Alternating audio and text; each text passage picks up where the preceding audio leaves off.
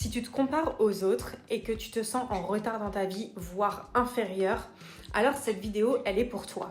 Première chose, la vitrine vs la réalité. Ce que les gens postent sur les réseaux sociaux, généralement, ce sont leurs succès, la vitrine. Mais tu vois rarement les coulisses. Donc quand tu vois un succès apparaître en une nuit, tu vois rarement les 10 ans d'échecs et d'erreurs qu'il y a eu avant. Deuxième chose, le mythe du self-made en 2 ans.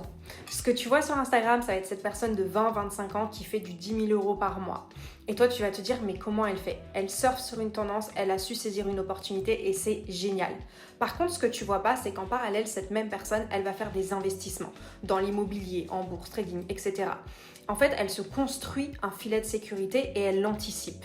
Et donc demain, si son entreprise s'écroule ou son business s'arrête, sur Instagram et sur les réseaux sociaux, elle sera toujours en train de poster le même lifestyle.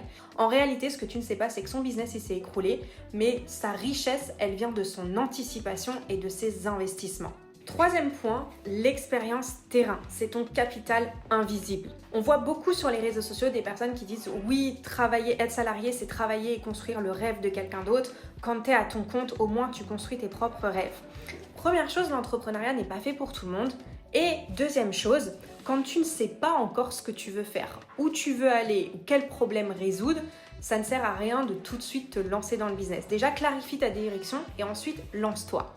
Et si en parallèle, tu as besoin d'être salarié, un emploi, vois-le comme un mentoring payé. Parce que du coup, pendant que tu fais des erreurs sur l'entreprise de quelqu'un d'autre, du coup, tu fais des erreurs sur le budget investi par quelqu'un d'autre. Ce qui te permet, toi, d'anticiper. Et le jour où tu te lances à ton compte, et que tu mises ton propre argent, ça te permet d'avoir déjà une certaine expérience terrain et d'anticiper certaines erreurs qui ont été évitées du coup grâce à ton expérience pour quelqu'un d'autre. Donc chacun son parcours, chacun son histoire, chacun son expérience. Ne te compare pas aux autres et vis ta vie.